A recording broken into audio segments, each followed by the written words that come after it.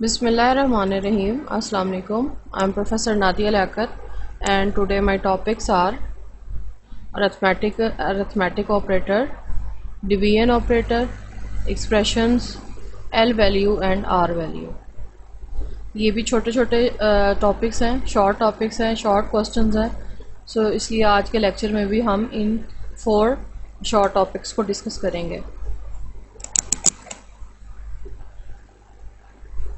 सबसे पहले देखते हैं कि अरिथमेटिक ऑपरेटर क्या होता है. Arithmetic operator is a symbol that perform mathematical operation on data के ऊपर जो भी अरिथमेटिक ऑपरेशन होगा, मैथमेटिकल ऑपरेशन होगा, आपके जितना भी जो आपकी इक्वेशंस हैं उनके ऊपर जो भी मैथमेटिकल ऑपरेशन होगा वो अरिथमेटिकल ऑपरेटर के थ्रू ही पॉसिबल होता है. ये सब के सब जो हम मैथ में प्लस माइनस वगैरह यूज़ ऑलरेडी करते हैं वो सी लैंग्वेज भी प्रोवाइड करती है. यानी उन अरिथमेटिक ऑपरेटर्स को सी लैंग्वेज भी जो है वो रिकग्नाइज करती है और प्रोवाइड करती है आपको फैसिलिटी कि आप जो भी मैथमेटिकल ऑपरेशन परफॉर्म करवाना चाहते हैं वो सी लैंग्वेज के थ्रू भी परफॉर्म करवा सकते हैं. ये हमारे सामने एक टेबल की शक्ल में अब डिस्प्ले है कि एडिशन जो है उसके लिए यहाँ पे प्लस सिंबल ही इस्तेमाल होता है. टू ऐड करता है 2 वैल्यूज़ को. सब्ट्रैक्शन जो है उसके लिए माइनस ऑपरेटर यूज़ होता है जो सब्ट्रैक्ट करता है 2 वैल्यूज़ को. मल्टीप्लिकेशन का साइन जो है वो कंप्यूटर में डिफरेंट होता है. आप लोग जो क्रॉस साइन इस्तेमाल करते हैं वैसे रिटर्न में कॉपीज़ पे या अपने जो मैथ के जो आपके डिफरेंट आप लोग मैथमेटिकल ऑपरेशंस परफॉर्म करते हैं उनके ऊपर. लेकिन यहाँ पे जो मल्टीप्लाई के लिए जो साइन यूज़ होता है वो स्टेरिक साइन यूज़ होता है. ठीक है, ये डिवीजन और स्टेरिक दोनों जो है वो कंप्यूटर में डिफरेंट होते हैं. ठीक है, सो मल्टीप्लाई के लिए स्टेरिक है, ये भी मल्टीप्लाई करता है 2 वैल्यूज़ को. डिवीजन के लिए हम जो है ये स्लैश को इस्तेमाल करते हैं जो डिवाइड करती है 2 वैल्यूज़ को. और फिर मॉड्यूलस साइन है. ठीक है, ये परसेंटेज साइन है जो शिफ्ट के साथ आप जब 5 को प्रेस करेंगे तो ये साइन जो है वो प्रिंट हो जाएगा. ठीक है, और बाकी जो सिंबल्स हैं वो कीबोर्ड पे नज़र आ रहे होते हैं. जो स्टेरिक साइन है वो शिफ्ट के साथ 8 को प्रेस करें तो आ जाता है. ठीक है, और इस तरह से शिफ्ट के साथ अगर क्वेश्चन मार्क को प्रेस करें तो ये डिवीजन साइन जो है ये अपीयर हो जाएगा. इनका यूज़ किस तरह से होता है? अरिथमेटिकल ऑपरेशंस जो हैं वो न्यूमेरिक वैल्यूज़ के साथ जिस तरह से काम करते हैं. सपोज़ हमारे पास 2 वेरिएबल्स हैं ए और बी. ए के अंदर हम वैल्यू स्टोर करवा रहे हैं 10 और बी के अंदर स्टोर अगर करवा रहे हैं 5. तो अब यहाँ पे इनके बीच में ये हमारे पास जितने भी ये हमारे पास ये जो 2 वेरिएबल्स हैं इनके बीच में ये अरिथमेटिक ऑपरेशन परफॉर्म हो रहा है या मैथमेटिकल ऑपरेशन परफॉर्म हो रहा है. ए प्लस बी जो है 15 हो जाएगा. ए माइनस बी जो है 10 के अंदर से जब आप 5 को माइनस करेंगे तो 5. उसके बाद ए मल्टीप्लाई बाय बी जो है वो जब 10 को मल्टीप्लाई करेंगे 5 से तो 50 बन जाता है. ए डिवाइडेड बाय बी जो है ये इसका आंसर 2 आता है. और अगर हम इसका मॉड्यूलस निकालेंगे तो मॉड्यूलस कहते हैं रिमाइंडर को, जो रिमाइंडर होता है.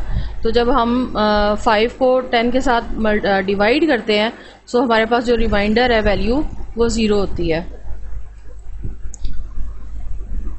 अब यहाँ पे मॉड्यूलस के कुछ पॉइंट्स हैं वो थोड़ा हम उनको देख लेते हैं कि वो क्या है. मॉड्यूलस ऑपरेटर जो है इसको हम रिमाइंडर ऑपरेटर भी कहते हैं. ये मॉड्यूलस जो है ये सिर्फ और सिर्फ इंटीजर वैल्यूज़ के साथ काम करते हैं. आप रिमाइंडर कभी भी फ्लोटिंग पॉइंट्स या रियल नंबर्स का नहीं ले सकते. हमेशा वो क्या होगी, मस्ट बी इंटीजर वैल्यू होगी. और अगर आप कोई भी मैथमेटिकल ऑपरेशन जो मॉड्यूलस अगर निकालना चाह रहे हैं तो हमेशा आपके लिए ये कंपलसरी होगा कि आप 2 इंटीजर वैल्यूज़ को ही अगर उनका मॉड्यूलस निकालना चाहें तो निकाल सकते हैं. आप कभी भी फ्लोट का नहीं निकाल सकते. बस ये चीज़ आपने अच्छे से याद रखनी है.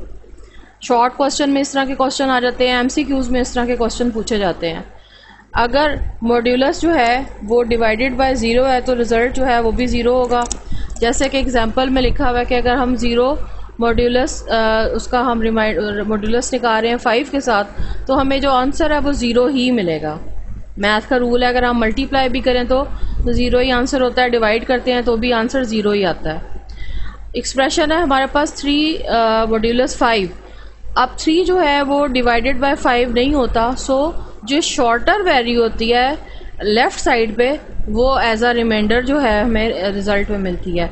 ये सेकंड रूल है जो आपने याद रखना है। 3 बेसिक रूल हैं जो आपने याद रखने हैं। पहला कि मस्ट भी इंटीजर वैल्यू होनी चाहिए। दूसरा, अगर ज़ीरो के साथ डिवाइड हो रहा है कोई भी इक्वेशन, कोई भी वैल्यू ज़ीरो के साथ अगर डिवाइड हो रही है तो आंसर जो है रिमाइंडर जो है वो ज़ीरो ही आएगा। अगर छोटी वैल्यू बड़ी वैल्यू के साथ जो है उसको हम मॉड्यूलस निकाल रहे हैं तो जो छोटी वैल्यू है वो एज अ रिमाइंडर कॉल होगी।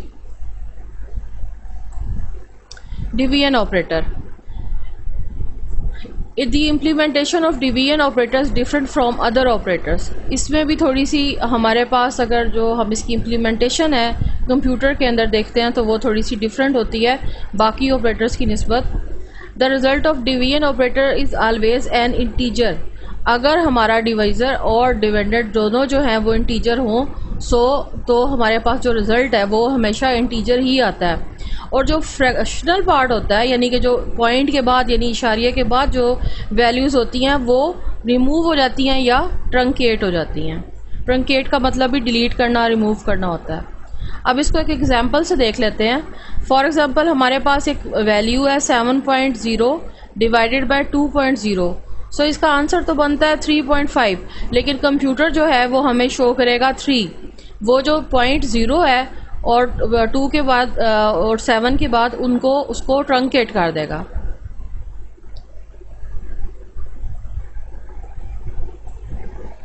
अब यहाँ पे देखते हैं कि व्हाट इज एक्सप्रेशन। एक्सप्रेशन कोई भी मैथमेटिकल ऑपरेशन जिसके अंदर हमारे पास ऑपरेटर और वेरिएबल्स मौजूद होते हैं उसको हम एक्सप्रेशन कहते हैं।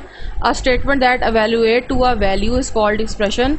किसी भी वैल्यू को एवेल्युएट करने की स्टेटमेंट को हम एक्सप्रेशन कहते हैं। एक्सप्रेशन जो है वो 2 चीज़ों पे बेस्ड होता है। एक को हम ऑपरेटर्स कहते हैं, जैसे हमारे पास प्लस, माइनस, मल्टीप्लाई और डिवाइड है, और दूसरी हमारे पास जो इसके अंदर जो इसका पार्ट है वो ऑपरेंड्स हैं, जो कि कोई वेरिएबल भी हो सकता है, कोई कांस्टेंट भी हो सकता है, जैसे यहाँ पे ए और बी लिखा हुआ है। Operator is a symbol that perform some operation. Operand is the value on which the operator perform some operation. Operator के ज़रिए हमने जो भी उसके ऊपर अरिथमेटिक ऑपरेशन परफॉर्म करना होता है वो होता है, जबकि ऑपरेंड के अंदर जो वैल्यू हमने स्टोर करवाई होती है वो ऑपरेटर की मदद से अपनी जो रिज़ल्ट है या वैल्यू जो है उसको गेन करती है। ऑपरेंड को हम कांस्टेंट या वेरिएबल भी बोलते हैं। एक्सप्रेशन जो है उसके अंदर नंबर्स जो है वो नंबर ऑफ ऑपरेटर्स होते हैं, और ऑपरेंड्स जो हैं उनकी तादाद जो है वो 2 या 2 से ज़्यादा भी हो सकती है। अब यहाँ पे कुछ एग्जांपल्स हैं अरिथमेटिक एक्सप्रेशन की। A type of expression in which only arithmetic operators are used is called arithmetic expression. अब हमने अभी थोड़ी देर पहले 5 अरिथमेटिक ऑपरेटर्स देखे थे, प्लस, माइनस, मल्टीप्लाई, डिवाइड और मॉड्यूलस। सो अगर ये पांचों किसी भी ऑपरेंड के साथ इस्तेमाल हो रहे हैं तो उसको हम कहेंगे कि ये अरिथमेटिक ऑपरेशन हो रहा है। ये इंटीजर वैल्यूज़ के साथ भी हो सकते हैं, फ्लोटिंग पॉइंट वैल्यूज़ के साथ भी हो सकते हैं। अब यहाँ पे एग्जांपल में हमारे पास लिखा हुआ है a plus B m divided by n x plus 100। a plus B जो इसमें जो प्लस है वो एक ऑपरेटर है, और a b वेरिएबल जो है वो क्या है, ऑपरेंड। अब आपको ये अच्छी तरह से याद रखना है कि ऑपरेंड क्या होता है, वेरिएबल को कहते हैं, और ऑपरेटर क्या है, कोई भी अरिथमेटिक जो हमारे पास सिंबल है, plus, minus, multiply, divide, modulus, वो हमारे पास ऑपरेटर्स हैं। डाटा टाइप ऑफ एक्सप्रेशन, ये एक ऐसी सिचुएशन है जो हमें प्रोग्रामिंग में हम फेस करते हैं। फॉर एग्जांपल हमारे पास 2 वेरिएबल हैं। एक वेरिएबल जो है वो a है और दूसरा वेरिएबल b है। अब जो a है वो इंट डाटा टाइप के अंदर डिक्लेयर हुआ है, जबकि जो b है वो लॉन्ग इंट के अंदर हुआ है, और हम उन दोनों के अंदर सम करवा रहे हैं, उनकी वैल्यू, उनके अंदर अरिथमेटिक ऑपरेशन करवा रहे हैं, यानी उनका हम टोटल चेक कर रहे हैं। तो जो रिज़ल्ट है वो लार्जर डाटा टाइप में आएगा। हमेशा जो वैल्यू होती है वो बड़ी चीज़ की होती है।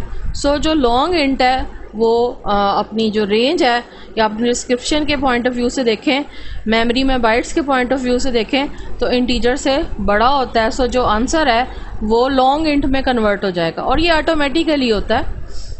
सो इस टॉपिक में हम ये देखेंगे कि कौन सी डाटा टाइप्स हैं जो कि कन्वर्ट होके उनको अगर हम आपस में अरिथमेटिक ऑपरेशन करें तो वो किस तरह से चेंज होंगी।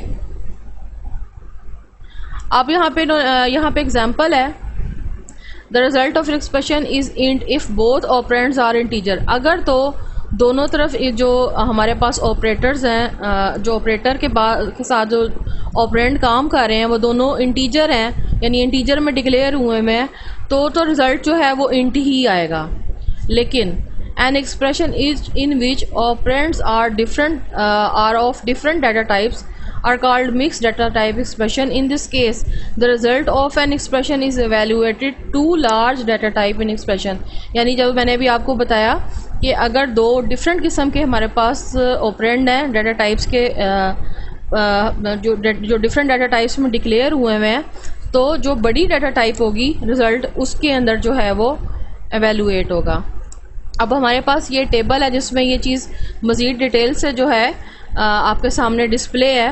हमारे पास अगर एक एक्सप्रेशन है जो कि इंटीजर और डबल दो ऑपरेंड को होल्ड किए हुए है, सो जो रिज़ल्ट है वो डबल डाटा टाइप में कन्वर्ट हो जाएगा। अब हमारे पास इंट और फ्लोट, इन दोनों के बीच में आप देखें अरिथमेटिक ऑपरेशन यानी प्लस एडिशन हो रही है। अब इंट से फ्लोट जो है वो साइज़ में बड़ा है, सो जो आंसर है वो फ्लोट हो जाएगा। इंट माइनस लॉन्ग, अब इंट जो है वो छोटा है, लॉन्ग बड़ा है, तो जो आंसर है वो लॉन्ग में कन्वर्ट हो जाएगा। इंट मल्टीप्लाई बाय डबल, अब डबल जो है वो साइज़ में बड़ा है, सो आंसर जो है वो डबल में कन्वर्ट हो जाएगा। Float divided by long double, अब लॉन्ग डबल जो है वो फ्लोट से तो बहुत बड़ा है, तो जो आंसर है वो लॉन्ग डबल में कन्वर्ट हो जाएगा। आई होप आपको समझ आ गई होगी। Assignment statement, a statement that assign a value to a variable is known as assignment statement। ये चीज़ हम ऑलरेडी कर भी चुके हैं वेरिएबल इनिशियलाइजेशन के अंदर, जब मैंने int a इक्वल टू 10 लिखा था। सो जो a इक्वल टू 10 है उसमें इक्वल टू ऑपरेटर क्या काम कर रहा है, वो असाइन कर रहा है 10 वैल्यू a को। सो ये असाइनमेंट स्टेटमेंट है जो कि कोई भी वैल्यू जो है असाइन करती है किसको, किसी भी वेरिएबल को। Assignment operator equal to is used in assignment statement, equal to use होता है असाइनमेंट स्टेटमेंट के लिए, या कोई भी कंप्यूटेशनल हमने रिजल्ट निकालना हो वेरिएबल का तो उसके लिए हम इसे इस्तेमाल करते हैं। The name of variable is written on the left side of assignment operator, ये उसके लेफ़्ट साइड पे लिखा हुआ होता है, और जो वैल्यू है वो राइट साइड पे लिखी हुई होती है असाइनमेंट ऑपरेटर के। Value can be constant, variable, expression और फंक्शन। सो जो वैल्यूज़ हैं वो कांस्टेंट भी हो सकती हैं, वेरिएबल भी हो सकती हैं, एक्सप्रेशन भी हो सकती हैं और फंक्शन भी हो सकती हैं। इसको अब इसके सिंटैक्स को देखते हैं। Variable is equal to expression, variable जो है अब आप देखें ये लेफ़्ट साइड पे है और एक्सप्रेशन जो है वो राइट साइड पे है। वेरिएबल वो है जिसके अंदर हम वैल्यू असाइन करेंगे, इक्वल टू क्या करेगा, वैल्यू जो राइट साइड पे लिखी होगी वो लेफ़्ट साइड में जो वेरिएबल का नाम लिखा हुआ है उसको उसके अंदर स्टोर करवा देगा। Expression who return value in assign to variable, like a equal to 100 है। अब 100 जो है ये राइट साइड है, a जो है ये लेफ़्ट साइड है। सो इक्वल टू ऑपरेटर क्या कर रहा है, इस 100 को स्टोर करवा रहा है a के अंदर। अब c equal to a plus b, अब ये एक मैथमेटिकल एक्सप्रेशन लिखा हुआ है, सो a और b का जो भी रिजल्ट होगा वो c के अंदर जाके स्टोर हो जाएगा। उसके बाद है x equal to c minus D plus 10। अब क्या होगा कि c और d में जो भी वैल्यूज़ पड़ी हैं वो आपस में पहले सब्ट्रैक्ट होंगी यानी माइनस होंगी, और फिर जो भी रिज़ल्ट आएगा वो 10 के साथ प्लस होके जमा होके x के अंदर आके स्टोर हो जाएगा। ये थी हमारे पास असाइनमेंट स्टेटमेंट की डिफरेंट एग्जांपल्स। असाइनमेंट ऑपरेटर क्या होता है, इक्वल टू साइन होता है, और असाइनमेंट स्टेटमेंट क्या होती है जिसके अंदर हम इक्वल टू ऑपरेटर को इस्तेमाल करते हुए कोई भी वैल्यू जो है अपने वेरिएबल के अंदर स्टोर करवाते हैं। अब यहाँ पे इसको एल वैल्यू और आर वैल्यू को डिटेल से डिस्कस करते हैं। जैसे अभी मैंने आपको बताया था कि हम राइट साइड वाली वैल्यू जो है वो लेफ़्ट साइड वाली वैल्यू को साइन करवाएंगे। फॉर एग्जांपल मेरे सामने अब आपके सामने अब एक एक्सप्रेशन लिखा हुआ है, ये वेरिएबल का नाम है, ठीक है, आई वार इक्वल टू 25। अब ये हमारे पास लेफ्ट साइड है और ये हमारे पास राइट साइड है, और ये हमारे पास क्या है, असाइनमेंट ऑपरेटर है। अब आई वर क्या है, हमारे पास एक वेरिएबल या एक ऑपरेंड है, इक्वल टू क्या है, एक ऑपरेटर है, और 25 क्या है, एक वैल्यू है जो कि कहाँ स्टोर होगी, ऑपरेंड के अंदर, इसलिए मैंने यहाँ पे लिखा है इसको value of operand. I hope आपको लेफ़्ट और राइट का जो डिफरेंस है वो समझ आ गया होगा। इसको मज़ीद डिटेल से देखते हैं। अब यहाँ पे लिखा हुआ है कि a constant can be used as right value but can not be used as well. अब ये जो 25 है ये एज अ राइट वैल्यू तो यूज़ हो सकता है, लेकिन ये as a left value use नहीं हो सकता। I var is equal to 25 is valid, but expression 25 is equal to I var is not valid. जैसे मैंने भी आपको बताया कि आई वार इज इक्वल टू 25 तो लिख सकते हैं, लेकिन 25 इज इक्वल टू आई वार जो है वो हम नहीं लिख सकते, ये एक रॉन्ग एक्सप्रेशन हो जाएगा। अब इसका डिफरेंस देख लेते हैं, एल वैल्यू का और आर वैल्यू का क्या डिफरेंस है। एल वैल्यू जो है is an operand that can be written on the left side of assignment operator। assignment operator के जो left side पे लिखा जाएगा वेरिएबल का नाम, वो कहलाएगी L value, and the R value is an operand that can be written on the right side of assignment operator, और जो right side पे लिखी जाएगी assignment operator के उसको हम R value कहेंगे। L value must be a single value and R value can be more than one value। यानी यहाँ पे तो हम लिखेंगे A इक्वल टू, लेकिन यहाँ पे हम A प्लस B लिख सकते हैं, यानी दो वेरिएबल्स के बीच में मैथमेटिकल जो है ऑपरेशन परफॉर्म कर सकते हैं। L वैल्यू को हम यूज़ कर सकते हैं R वैल्यू के तौर पे, लेकिन R वैल्यू को हम यूज़ नहीं कर सकते एज L वैल्यू। यानी A equal to A plus B तो हो सकता है, लेकिन यहाँ से जो लिखा हुआ है ना A plus B equal to A, ये नहीं हो सकता, क्योंकि L वैल्यू जो है वो तो R वैल्यू हो सकती है, लेकिन R वैल्यू जो है वो L वैल्यू नहीं हो सकती।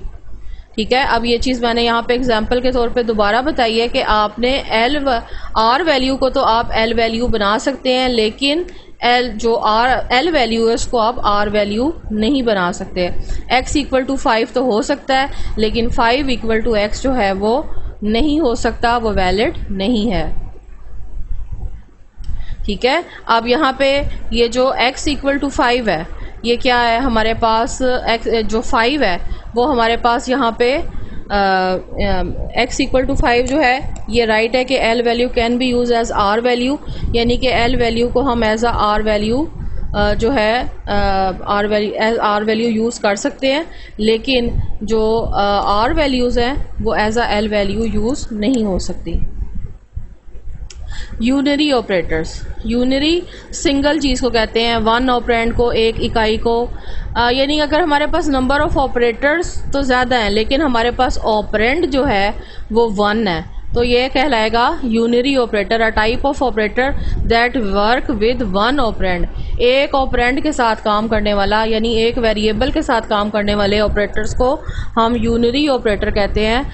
जैसे कि minus, plus plus, minus minus.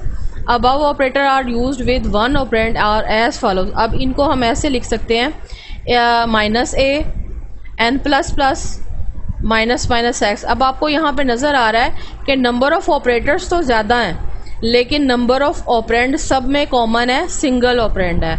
यानी कि ऐसा एक्सप्रेशन जिसके अंदर हमारे पास ऑपरेंड जो है वो सिर्फ एक हो, वो यूनरी ऑपरेटर कहलाता है। और इसका जो ऑपोजिट है वो बाइनरी ऑपरेटर है, जिसके अंदर हमारे पास टू ऑपरेंड्स जो हैं वो काम करते हैं किसी भी मैथमेटिकल एक्सप्रेशन के साथ। ठीक है, the type of operator that work with two operand is called binary operator. Some binary operator जो हैं वो क्या हो सकते हैं, plus, minus, multiply, divide, modulus. और इन्हीं को हमने जब टू ऑपरेंड्स के साथ काम को इस्तेमाल किया तो a प्लस b है, x डिवाइडेड बाय y है।